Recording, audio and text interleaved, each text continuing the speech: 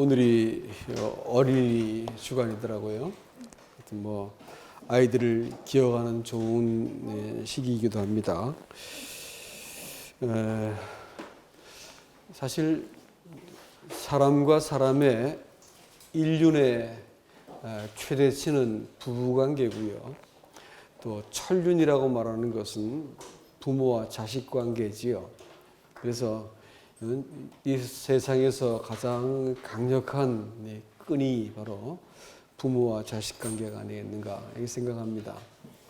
이 자식은 참 부모에 대해서 무모하리만치 요구를 하고, 또 부모는 또 자식에 대해서는 그야말로 무장해제가 되어가지고 그냥 조건 없이 사랑해야 되는 것이 부모의 또 사랑이겠습니다.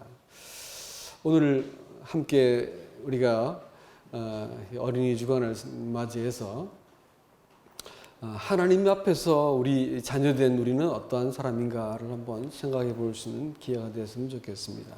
다 같이 요한일서 5장에 있는 말씀을 읽겠습니다. 요한일서 5장 1절로 5절까지 말씀을 다 함께 한 목소리로 읽도록 하겠습니다. 예수께서 그리스도이심을 믿는 자마다 하나님께로부터 난 자니, 또한 낳으신 이를 사랑하는 자마다 그에게 난 자를 사랑하느니라. 우리가 하나님을 사랑하고 그의 계명들을 지킬 때에 이로써 우리가 하나님의 자녀를 사랑하는 줄을 아느니라. 하나님을 사랑하는 것은 이것이니 우리가 그의 계명들을 지키는 것이라. 그의 계명들은 무거운 것이 아니로다. 무릇 하나님께로부터 난 자마다 세상을 이기느니라. 세상을 이기는 이김은 우리의 믿음이니라. 예수께서 하나님의 아들이심을 믿는 자가 아니면 세상을 이기는 자가 누구냐? 아멘. 4절 말씀을 제가 한번 다시 읽어 드리겠습니다. 무릇 하나님께로부터 난 자마다 세상을 이기느니라. 세상을 이기는 승리는 이것이니 우리의 믿음이니라.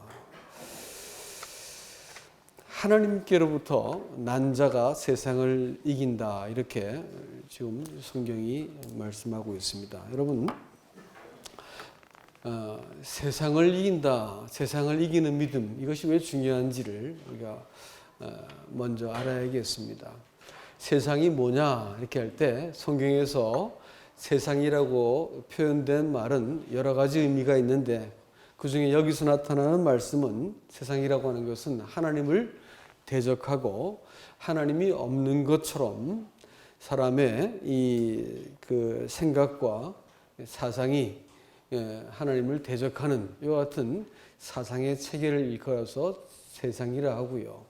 하나님이 없기 때문에 세상 사람들은 경쟁하고 또 정복하고 싸우고 이기고, 또 이 살면서 자기 만족을 위해서 욕망과 시간과 그 감각을 통해서 살아가는 이 모든 것을 세상이다, 이렇게 표현을 하겠습니다.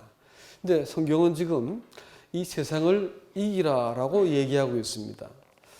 여러분, 이 하나님이 지으신 이 유니버스라고 하는 세상은 훌륭하고 아름다운 것입니다. 그렇지만 그 하나님의 이 질서와 법칙이 작동하고 있고, 또 우리가 때묻지 않는 어린아이들을 바라볼 때 얼마나 사랑스럽고 또 이렇게 그 마음속에 그 신기하게 여겨집니까? 그렇죠? 또 이 실록의 봄 풍경을 바라볼 때 사람 마음속에 참 이게 아름답고 감동이 늘 있습니다. 근데 그 사랑스럽지 않은 것이 있지요. 뭐냐면 사람 속에 이 추악한 이 본능과 무질서함과 탐욕이 빚어낸 어떤 그 결과들, 또 사람의 마음이 들켜가지고 표현되어진 이런 것들을 볼 때는 이 눈살이 찌푸려지고 사랑스럽지 않습니다. 이 삼라만상 중에서 유일하게 하나님의 이 아름다운 창조 질서를 거스르는 것은 사람밖에 없습니다. 그래서 이 하나님께서 이 이 사람을 하나님이 창조했음에도 불구하고 사람들이 왜 이렇게 되었는가라는 것입니다. 그것은 사람이 하나님의 이 수준 높은 창조에 의해서 주신 자유의지를 가지고 하나님을 거절하고 사람 자체가 목적이 되어지고 사람 자체를 섬기기 시작하면서 인생이 이렇게 추악해지고 참 볼썽사납게 바뀌어 버린 것입니다. 그래서 가장 사랑스러울 관계를 이용해 먹고 또 가장 이렇게 우리가 그 사랑해야 될 대상들을 우리가 함부로 취급해 버리는 이런 악들이 온 세상에 이렇게 많은 것입니다. 근데 이것은 다름 아닌 성경의 표현에 의하면 사단이 사람의 마음속에 네가 인생의 목적이 되어라 이렇게 꼬드긴 이 유혹을 사람이 받아들이고 나서 사람들이 그때부터 자기가 인생의 목적인 것처럼 인생을 살아가면서 이렇게 많은 슬픔과 고통을 주고받는 이런 존재가 되었습니다. 그렇기 때문에 사람 안에는 자기를 섬기고자 하는 옛사람의 본성이 있고 세상은 이제 감각을 통해 가지고 사람을 유혹하고 있고 사단은 사람의 생각을 통해서 공격하기 때문에 이 세상에 하나님께서 자기 생명을 담아 가지고 사람의 몸을 입고 이 땅에 그 아들 예수 그리스도를 보내주셨습니다. 그래서 이 예수님을 통해서 사람들이 예수님을 알고 그분을 통해서 하나님과 화목하고 화해한 사람들의 마음속에서는 그때부터 하나님이 그 아무리 못난 사람이라 할지라도 사람의 마음속에 하나님의 생명을 주셨기 때문에 이 생명을 하나님께서 증명을 해나가시는 이 일들을 하십니다. 이걸 구원이라고 표현해요. 그래서 사람들이 이 땅에 살면서 하나님께서 사람을 늘 구원하십니다. 구원은 한 번 받는 게 아니라 우리 평생 동안 하나님께서 우리 인생을 도우시고 인도하시고 완전한 구원을 우리에게 나타내 보이세요. 물론 죄로부터의 구원은 한 번 받습니다. 그렇지만 죄의 세력으로부터의 구원은 우리 평생 받게 되어지고 제일 나중에는 완전한 영화로운 구원을 받게 될 것이다 라는 것입니다. 그렇기 때문에 하나님은 이 땅을 살면서 이 세상에 대해서 성도가 살아가고 있는 동안 네 안에 있는 하나님의 생명을 증명하라 라고 우리에게 말씀하고 있고 보라 내가 세상을 이기었노라 라고 말하면서 너희가 담대하게 이 세상과 맞서 싸우라고 말하고 있습니다. 요한복음 16장 33절 말씀에서 이와 같이 우리에게 말씀해 주고 계시죠. 그리고 이 세상과 세상에 있는 것들을 사랑하지 말라 이렇게 말했습니다. 세상이라고 말하는 것은 우리가 눈에 보이는 이것뿐은 아니라 우리 마음속에 있는 옛 본성을 말하기도 하고요. 또 우리가 옳다고 믿고 있는 생각을 포함한 세상입니다. 세상과 세상에 있는 것들을 사랑하지 말라고 이 2장 15절부터 17절은 우리에게 말해주고 있습니다. 그래서 우리가 만일 이 세상을 사랑하고 세상에 집착할 것 같으면 하나님의 사랑이 우리 가운데 있을 수가 없다. 우리에게 얘기하고 있습니다. 성경은 그냥 우리를 구원해서 천당을 보내기 위해서 예수님께서 십자가에 죽으신 것이 아니라고 단호하게 말하고 있습니다. 하나님은 세상을 이처럼 사랑해서 우리를 구원하신 것은 뭐냐면 영생을 얻게 하기 위해서 우리를 구원하셨다 했습니다. 영생이라고 하는 그것은 나중에 죽어서 판가름 나는 구원이 아니고요. 이 땅에서 하나님의 생명을 품는가 품지 않는가 문제이고 하나님의 통치를 받는가 받지 않는가 하는 문제입니다. 그렇기 때문에 사람이 이 영생을 얻었다고 할 것 같으면 그때부터 하나님의 생명을 가지고 이 땅을 사는 것이에요. 이것을 잘 못 이해할 것 같으면 나중에 죽어서 받는 구원을 안일하게 받는 것으로 사람들이 착각을 합니다만 성경에서 말하는 그 구원은 매우 현재적입니다. 현재적인 삶 속에서 하나님의 생명과 구원이 나타나지 않으면 착각하지 말아라 이렇게 말합니다. 그건 구원일 수 없다라고 말하는 것이죠. 주고받는 구원은 어디 구원일까요? 극락왕생하는 구원은 어디 구원이에요? 불교에서 말하는 구원입니다. 극락왕생하는 구원이에요. 적선을 많이 했다가 나중에 극락왕생하거라라는 구원은 불교식 구원이요, 성경에서 말하는 구원과 상관이 없는 구원입니다. 사람들이 착각을 하죠. 그 구원 말고요, 이 땅에서 영생을 품어보지 못한 구원은 죽었어도 소망이 없는 구원입니다. 이 땅에서의 영생. 여러분, 눈에 보이는 것이 허상인 것을 부디 믿으시기 바랍니다. 아니, 어떤 물건 한 개가 저절로 만들어진 게 있습니까? 그렇잖아요. 무엇 하나가 저절로 만들어진 게 있냐고요. 지금도 그런 일은 없고 과거도 그런 일은 없고 앞으로도 그럴 일은 없습니다. 이것은 법칙이라서 그런 거예요. 하나님은 만물을 무에서 유로 끄집어내신 유일한 분이세요. 어떤 신도 그런 신은 없습니다. 그런 걸 말하는 신도 없고요. 성경에 나타난 하나님만 무에서 유로 만들어내신 분이시고, 성경에 나타난 하나님만 만물을 지금 만드시고 유지하시고 거두어 가시는 분이세요. 이 만물을 다 가져도 만물을 만드신 하나님의 생명을 알지 못한다고 할 것 같으면 우리는 만물을 다 가져도 모순과 이 허망한 것을 쫓아가다가 죽을 뿐인 것입니다. 세상은 하나님이 지으신 것이고 하나님이 붙으신 것이고 하나님이 사람에게 맡기신 것입니다. 이것을 내가 이해하기 시작할 때, 이 만물을 대하고 살아갈 때 비로소 사람이 사람답게 살 수 있는 거예요. 안 그러면 이 귀한 실록을 바라보면서 저거 어디다 투자해 돈을 받지, 돈을 벌지, 이런 생각하게 되어 있고요. 저거 어떻게 내가 해가지고 내가 좀 돈을 벌까, 뭐 이런 생각하게 되어 있는 것이, 뭐 저희 가서 뭐 집 짓고 놀면 재밌겠다, 뭐 겨우 생각하는 게 그것밖에 할 수 없어요. 하나님이 지은 만물을 바라볼 때는 그 자체를 경탄을 일으키고 우리 마음이 정화가 되는 것입니다. 그러니까 하나님을 하나님으로 보고 지으신 만물을 그 질서 가운데 내가 들여다보기 시작할 때 사람이 사람다운 품위를 갖게 마련인 것입니다. 뭐 서론이 길어졌습니다만은 하나님이 부디 이 지으신 만물, 이것은 사람에게 주신 것이다라는 것을 우리에게 기억나게 하시고요. 또 이것이 사단과 사람에 의해서 잘못 사용되어 가지고 사람으로 하여금 이 존귀한 하나님의 형상을 따라 지은 사람이 하나님의 뜻을 모르고 내가 이 만물을 숭배하고 만물에 질질 끌려서 인생을 살고 있는 사람에게, 만물에게 지지 마라. 또 네 마음속에 있는 그 욕망에게 지지 말아라.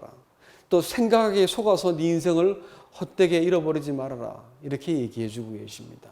그래서 내가 세상을 이겼다라고 말씀하고 계시고, 고린도전서 15장에서는 내가 죄와 사망의 권세를 이겼다라고 말씀했습니다. 사망을 쏘는 것이 어디냐 하면서 이 사망의 권세를 이긴 분이라고 우리에게 말씀해 주고 계시고, 너희도 그러한 사람이다 라고 얘기해 주고 계시고요.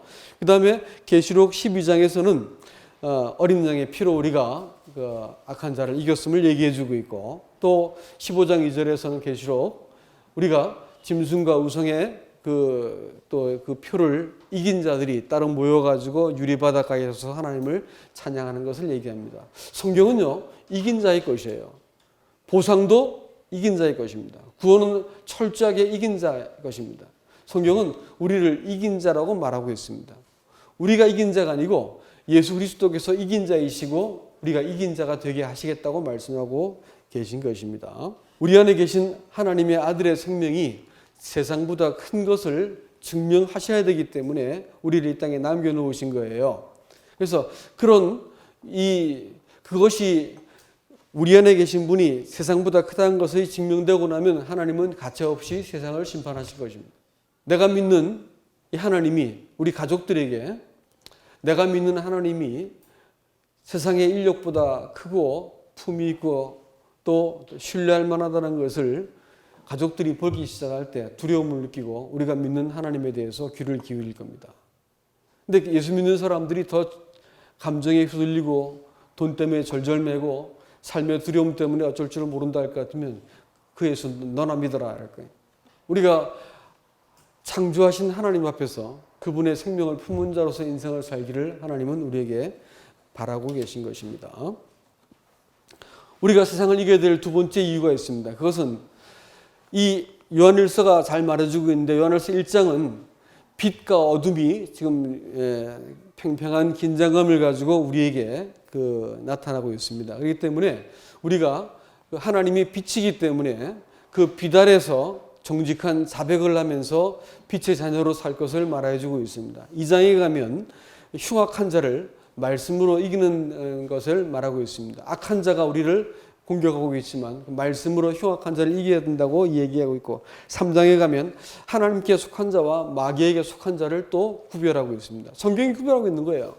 사단이 자기에게 속한 자를 찾고 있는 거고, 하나님도 누구와 자기에게 속한 자를 알고 계신다는 것입니다. 사단에 갈 것 같으면 거짓 영, 거짓 선지자, 적 그리스도 영이 있다. 성경은 우리에게 말해주고 있습니다. 그렇기 때문에 영들을 다 믿지 말고 잘 분별해야 된다. 이렇게 미혹되는 것을 경계하고 있죠. 5장에 갈 것 같으면 5장 끝머리 결론적으로 그러므로 우상을 멀리하라 이렇게 말하면서 너희가 세상을 이기는 믿음을 가진 자들이다라는 것을 얘기해주고 있습니다.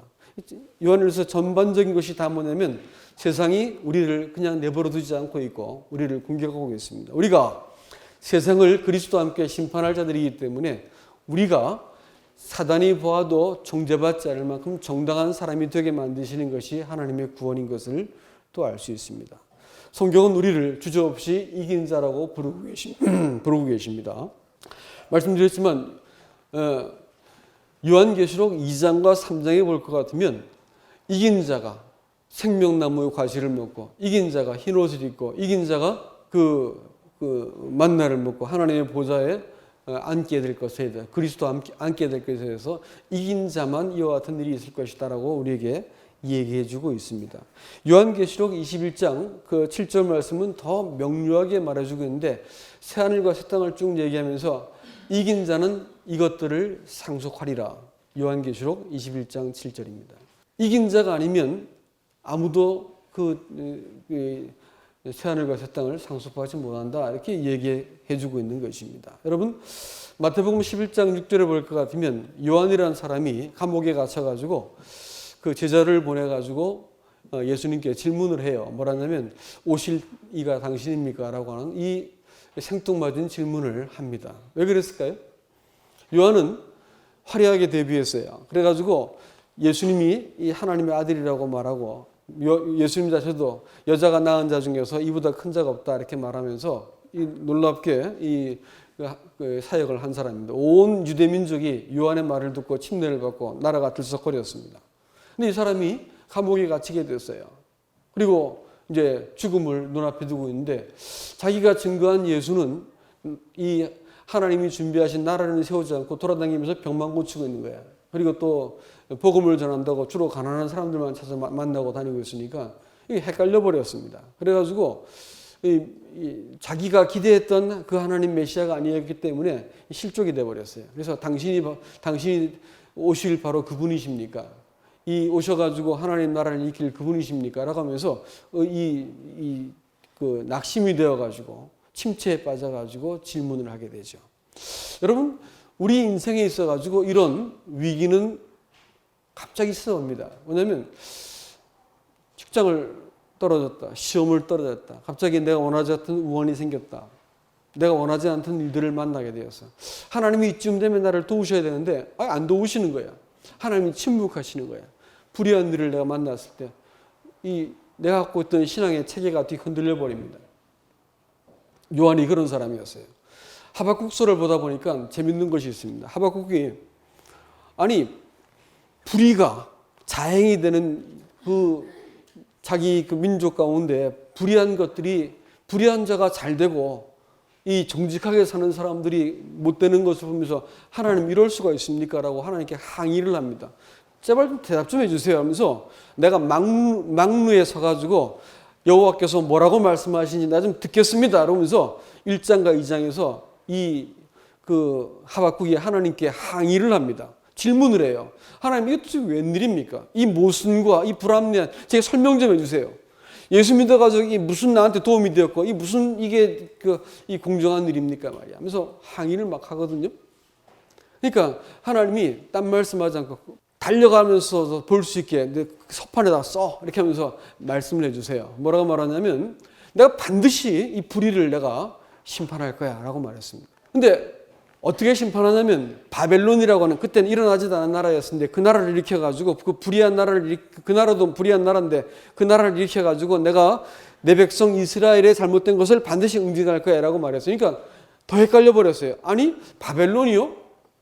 하나님도 모르는 그 백성이 이 조금 잘못한 이 사람들을 응징한다고요? 하나님 이건 더 불의한 일이 아닙니까? 이게 또 헷갈립니다 하면서 하나님께 또 항의를 해요.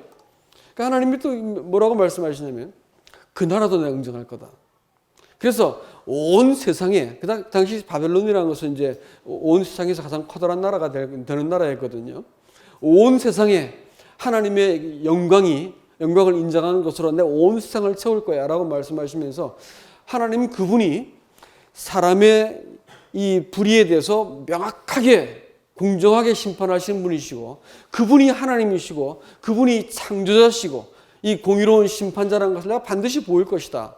그러면서 아주 특별한 말씀을 하시는데 그러나 오직 의인은 믿음으로 말미암아 살 것이다. 이렇게 얘기해 주세요.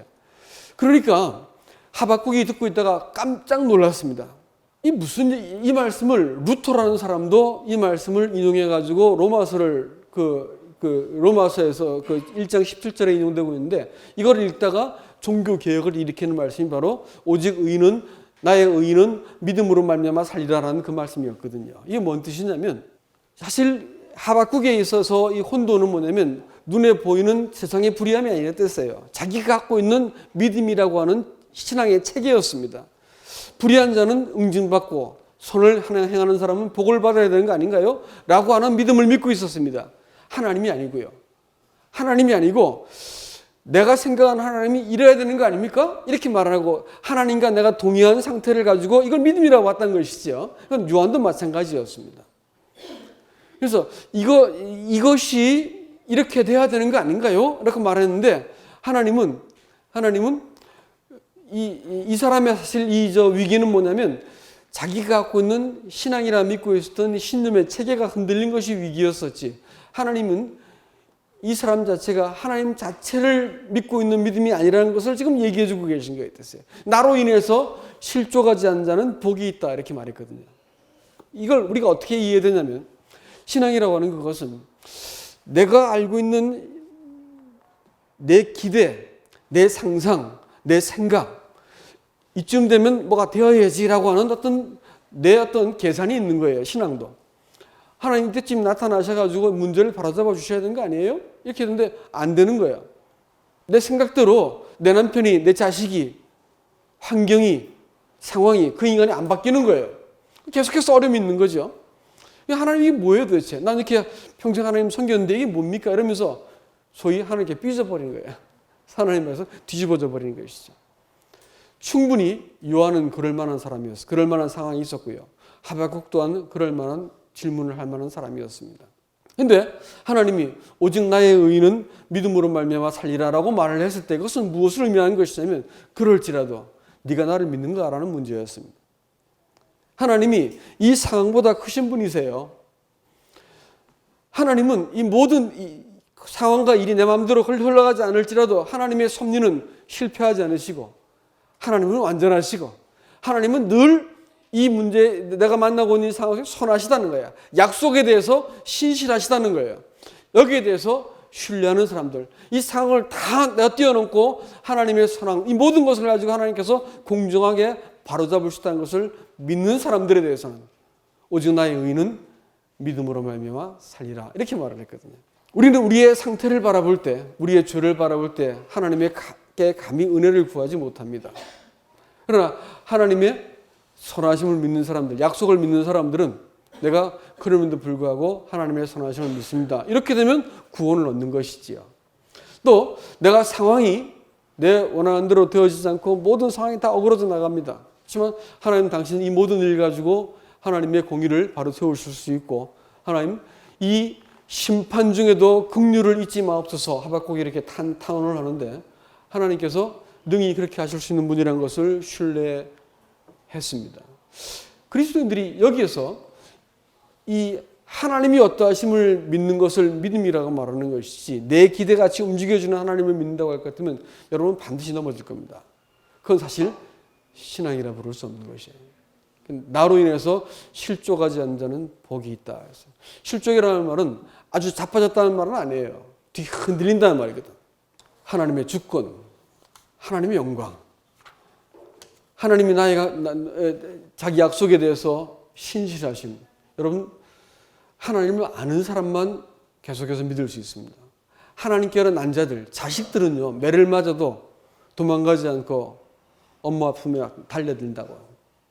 하나님께 난 자들한테는 이 중심에 그와 같은 이 본성이 있습니다. 아버지를 아는 본성이 있다는 거예요. 자식들은요. 우리가 하나님께로부터, 이 본문이 지금 하나님께로부터 난 자마다 세상을 이기느니라 라고 말을 했을 때 하나님이 어떠한 분인지를, 아버지인 줄을 이 본성 가운데 새겨져 있는 사람들이 바로 그와 같은 사람들이다. 그래서 재밌는 것이 이 그 4절과 5절 말씀에 무릇 하나님께로부터 난 자마다 할 때 낫다라고 하는 것은 완료형 시제입니다. 난 자마다 세상을 이기느니라 할 때 이긴다는 말이 뭘까요? 그건 현재형 시제예요. 그러면 원인이 난 것에 있습니까? 이기는 것에 있습니까? 이기느니라 또 그 뒤에서 5절 말씀에서 예수께서 하나님의 아들이심을 믿는 자마다 할 때 믿는다는 말도 현재형이에요. 그러면 믿고 이기는 것은 현재형이요, 난 것은 완료형입니다. 그러면 믿음의 근거가 어디 있었던 거예요? 하나님께 난 것에 있다는 것이에요. 이 순서가 바뀌면 곤란해요. 잘 믿어야지 하나님 자식이다, 이런 뜻이 아닙니다. 잘 믿어야 하나님 자식이 아니고 하나님께 낳기 때문에 우리가 본능적으로 아버지를 의지하고 믿고자 하는 마음이 있다라는 것이지요. 요한일서 1장은 하나님이 태초부터 있던 그 생명을 사람들에게 자신을 빛으로 나타내 보이셔가지고 사람과 더불어 그림자로 가려지지 않은 빛 가운데 있는 정직한 사람과의 사귐을 요구하고 있는 것을 보고 이 사귐이 있는 걸 보니까 내가 참 기쁘다. 너도 이렇게 기쁨을 갖기 원한다. 이렇게 말씀하고 있죠. 참된 세상을 이기는 믿음은 하나님과 정직한 교제를 나눌 수 있는 믿음이 세상을 이기는 믿음이다. 그 다음에 이 2장 1절로 갈 것 같으면 만일 우리가 이 세상에서 죄를 범하면 우리를 위해서 대언하시는 분이 계시다 하면서 그것은 예수 그리스도라고 말하고 있죠.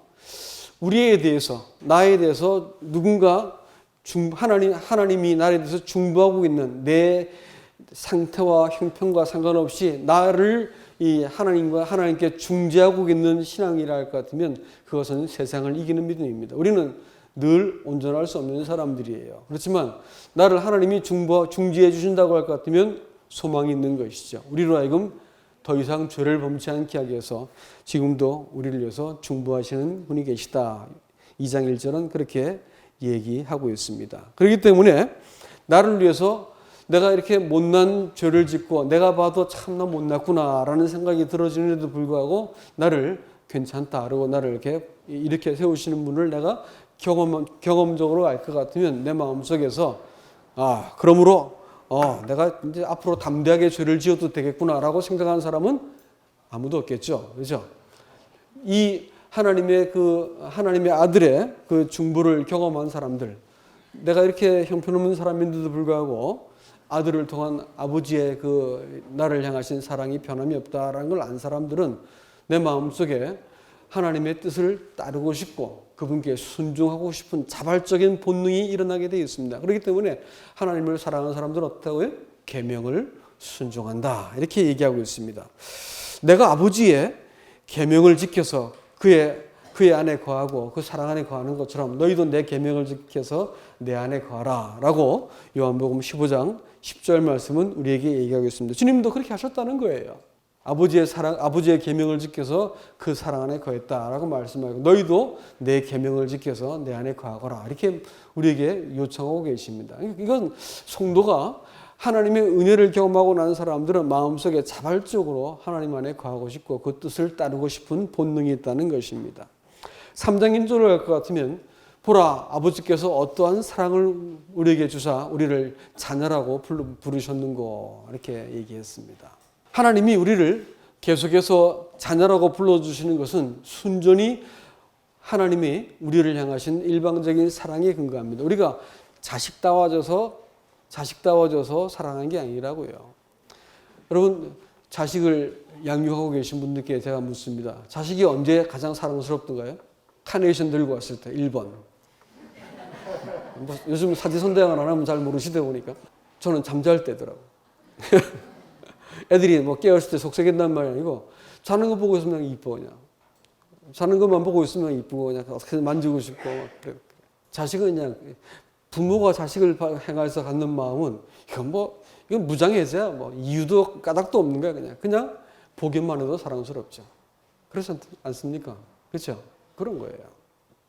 하나님이 어떠한 사랑을 주사 우리가 자녀라고 일컬음을 받게 하셨는 거. 자녀답지 않은데 자녀라고 자꾸 불러주신 일컬음을 받게 했다는 거예요.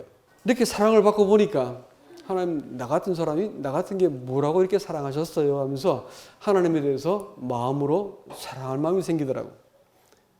이게 세상이 감당하지 못하는 믿음입니다. 하나님을 사랑하는 믿음이죠.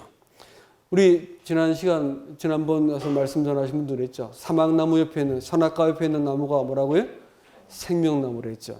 그 생명나무를 대면할 수 있는 유일한 길이 뭐라고요? 사랑하는 거라고 했습니다.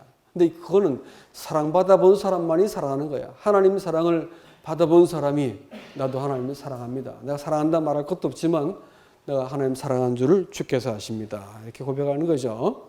이거는요. 이 요한일서가 기록되어진 그 목적, 영지주의자들을 경계를 하는데 영지주의자들은 죽었다고 해도 흉내도 못 내는 거야. 모든 지식을 깨닫고 다 뭐 대단해도 한 가지를 못해. 하나님 사랑하는 거 못해. 근데 하나님께 난 자들은 뭐예요? 하나님을 사랑하게 되는 거야. 이런 본성이 있는 거예요. 그래서 교회에 원칙을 세우고 법규를 만들고 시행규칙을 만들어서 9시 반 넘으면 1분 넘으면 문을 닫아버리겠습니다 하면 빨리 오겠지. 뭐 그런 식으로 막 법을 세우면 교회가 일사불란하게 막 움직일 거예요. 그렇게 하지 않습니다. 왜 그렇게 하지 않을까요? 교회를 움직이는 힘은 그게 아니야. 법이 아니고 뭐라고요? 사랑이요. 누군가 희생하고 누군가 사랑하고 딴 사람은 막 찌그러뜨리고 가도 누군가 따라다니면서 휴지를 주워내고 정리한 사람이 여러분 있었기 때문에 이렇게 여러분 깨끗한 앉아 계신 거예요. 누군가 수고한 사람이 있었기 때문에 여러분들이 편안하게 예배드리는 거고요. 아세요? 누군가 애를 쓰고 있어요. 집안도 마찬가지죠. 그러니까 집도 그렇고 우리가 누군가 희생하고 사랑하는 그 사랑이 있었기 때문에 자식들이 편안하게 그런 거예요. 하나님의 나라도 마찬가지입니다. 교회도 마찬가지죠. 누군가 희생하고 사랑하는 사람들의 사랑과 희생에 따라서 교회가 움직이는 거예요. 하나님 나라도 마찬가지입니다. 하나님께 난 사람들은 특징이 뭐냐면 이 사랑을 받아본 이 사랑 때문에 태어난 사람들은 하나님께 난 자들을 바라볼 때 사랑스럽습니다. 어떤 노성도가 구원 간증을 하는 젊은 어린아이의 간증을 들으면서 눈물을 주르르 흘리세요. 근데 어느 나이가 먹고 나니까 나도 그렇게 되더라고. 젊은 친구들이 이렇게 간증을 하는, 구원 간증을 하는데 눈물이 나, 마음속에. 그렇더라고요. 왜 그럴까요? 나하고 뭐가 같은 게 한 개도 없어. 잘 모르는 사람이었어. 근데 구원 간증을 들으면 마음속에 이렇게 저거 나랑 똑같은 생명을 갖고 있는데 혈육이구나 생각이 딱 들어지는 거예요. 사랑스럽죠. 간증이 분명하면 사랑스럽고 내 분신 같은 마음이 들어지는 거예요. 이건 본능입니다. 본능. 그러니까 여러분 수레바퀴를 한번 생각해 보세요. 수레바퀴가 있다시면 수레바퀴가 바깥쪽이 갈수록 사이가 벌어져 있죠. 안으로 갈수록 어떻게 돼요? 점점 좁아지게 되어 있습니다. 예수 그리스도가 우리의 중심이세요. 내가 영적으로 성숙하다라고 말하는 것은 말을 다르게 표현하면 사람들을 내가 가장 가까이 둔다는 말입니다. 사람들 관계가 가깝다는 말이에요. 친하다는 말이 아닙니다. 사람들하고 나하고 경계가 있는 게 아니야. 저 사람을 내가 이용하고 내가 저 사람보다 강한 걸 증명해야 되고 저 사람보다 내가 이겨 먹어야 돼. 이런 게 아니라니까요. 그 사람이 내 가족같이 여겨지고 내 피부치같이 여겨지고 저 사람을 위해서라면 내가 나를 희생해도 괜찮겠다라는 생각이 들어지는 거예요. 까닭없이 사랑하는 것이에요. 이것은 그리스도께서 그렇게 하셨고 그분께 가까이 간 사람마다 점점 다른 사람을 향해서 성도들을 향해서 이런 마음이 분명하게 있습니다. 영성은 그걸로 파악되어야 되는 것이지 뭐 대단한 말 가지고 앞에서 좀 나댄다고 그런 것이 아니에요. 제가 영성이 있다고 말하지도 마세요. 그게 아닙니다. 영성이라고 하는 것은 성도를 사랑하는 걸 보면 알 수 있습니다. 그게 영성이에요. 세상을 이기는 믿음은 이 자기 안에 성령의 증거가 있는 믿음입니다.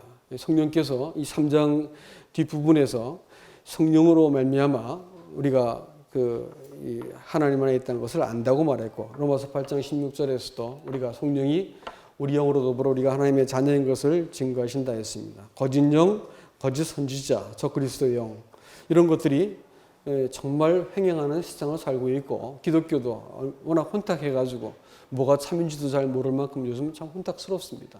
근데 안에 성령의 증거가 있는 사람들은 딱 알아봐요. 아이들도 정신없어 보이는데 말씀을 제대로 딱 전하면 애들이 눈빛이 반짝 살아나더라고요. 아이들의 생명 있는 사람들은 애들이 알아채더라니까요. 젊은 애들이 뭐 정신없는 줄 알았는데 말씀을 딱 이렇게 말씀이 제대로 딱 증거가 되니까 애들이 표정이 샥 바뀌는 거예요. 보면서 말씀을 알아듣더라니까요. 이게 여러분, 성령이 있는 사람들은 성령의 음성을 딱 알아들어요. 세상을 이기는 믿음은 마지막으로 예수께서 그리스도이신 줄, 또 예수께서 하나님의 아들인 줄 고백하는 믿음입니다. 이것은 무엇을 말하냐면, 이 영지주의라고 말하는 것은 한마디로 말하면 자기 실현을 하는 종교입니다. 불교가 해탈을 하고 자기를 실현하는 종교죠. 그렇죠? 불교는 자기 실현입니다. 중생계도가 그건 뭐 나중에 나온 얘기고, 기본적으로 자기가 천상천하 유아독존이라 자기 실현하는 종교입니다. 마찬가지로 기독교 이름을 갖고 있었지만 이 영지주의라는 것도 자기 실현을 잘 깨달아가지고 신의 세계로 들어간다고 하고 자기 구원을 실현한다고 하는 점에서 불교와 비슷합니다. 그러니까 결국은 자기 실현을 하는 거예요. 잘 깨닫고 내 영적으로 내가 우월한 사람이 되겠다는 것이죠. 그런데 성경이 말하는, 그래서 이 신앙이라고 하는 것은 영적인 세계에서 깨닫는 것에 근거해가지고 내가 우월한 사람이 되는 것이 신앙의 목적인 것입니다. 예수님께서 절대로 육체를 입고 죽지 않으셨다, 이게. 육체를 입고 예수님께서 침례받을 때 잠깐 오셨지만 죽으실 때 얼른 떠났다는 거예요. 영은 육체와 함께 죽음을 절대로 겪지 않기 때문에 예수님께서 십자가에서 죽으실 리가 없다, 이렇게 말하는 것이 영지주의자들이었습니다. 그러나 이것이 부정된다 할 것 같으면 우리의 구속도 온데간데 없어지죠. 또 한 가지는 예수님께서 육체를 입고 사람 가운데 오셔가지고 그분이 하나님의 아들과 그리스도가 되었어요. 그리스도가 뭐 하신 분이에요? 하나님의 마음을 알려주시고 우리를 하나님과 화해시키시고 우리를 다스리시는 왕, 제사장, 또 선지자가 되시는 것이 그리스도잖아요. 그렇죠? 그리스도가 되셨다 이렇게 말하는 것은 우리가 발을 딛고 살고 있는 이 현실 가운데서, 이 구질구질한 삶 속에서 내가 만나는 보기 싫은 얼굴들 대하면서 거기서 예수 그리스도를 증명해내는 것이 신앙이라는 것이야. 이것은 이 그노시스파라고 말하는 영지주의자들은 절대로 흉내낼 수 없는 겁니다. 가장 미워하는 이론이 예수가 그리스도라는 것을 믿는 것을 제일 싫어했어요. 그렇지만 성경은 뭐라고요? 예수가 그리스도인 것을 믿는 사람들, 그 사람들이 세상을 이기는 사람들이라고 명시하고 있습니다. 그래서 신앙이 격렬하게 싸움을 할 자리가 어딜까요? 우리가 만나는 사람들이라고요. 그 사람들과 관계 속에서 내가 사용하는 이 시간을 가지고 내가 어떻게 쓸 것인가, 내 인생의 목적을 가지고 자기 실현을 위할 것인가, 하나님의 영광을 위할 것인가, 이거 결정하지 않는데 하나님께서 나를 도와줄 이유가 있을까요? 있어요, 없어요? 없어요. 왜 나를 도와줘야 돼, 하나님이? 우리가 하나님의 영광을 위해서 부르심을 받았고 그분이 내 속에 내 인생을 살아내시고 내가 그 안에서 그 뜻을 위해 사는 것이 영생이고 하나님께서 의도한 관계인데, 이것 관심도 없고 자기 실현을 위해서 하나님 믿어준다 이게. 하나님께서 그 사람 그 거짓된 믿음을 동조해 줄 이유가 있을까요? 없는 거예요. 꼭 무너질 때가 오는 거야. 요한같이 무너지는 자리에 있을 겁니다. 지금 안 무너지면 그 다음에 꼭 자빠지게 돼 있어요. 그건 절대로 영생으로 가는 길목에서 그 문턱을 넘을 수 없는 신앙입니다. 신앙은 내가 너에게 영생을 주기 위해서 독생자를 보냈다기 때문에 이 독생자를 맞아들인 자는 그분이 왕이시고 선지자시고 제사장으로서 내 인생을 그분께서 통치하시고 동행하시고 나를 하나님의 뜻을 가르쳐서 하나님의 것으로 이 땅을 살아가게 하기 위해서 나를 구원하셨다고 할 것 같으면 내가 이 점에 있어서 고백이 명확해야 됩니다. 예수는 그리스도이십니다. 이렇게 말할 수 있어요. 당신이 내 왕이시고 내가 만나는 이 현실을 하나님 영광을 위해서 살도록 만드시는 분이십니다. 이렇게 고백하기 시작할 때 하나님께서 내 인생을 가지고 영화롭게 하시는 것이다. 이 사실을 꼭 믿으셔야 됩니다. 어떻게 이길 것인가라는 말은 오늘 못하겠네요. 다음 시간에 하겠습니다. 다음 시간에 어떻게 그럼 우리가 승리하는 삶을 살 것인가는 우리가 다음 시간에 한번 다시 보겠습니다.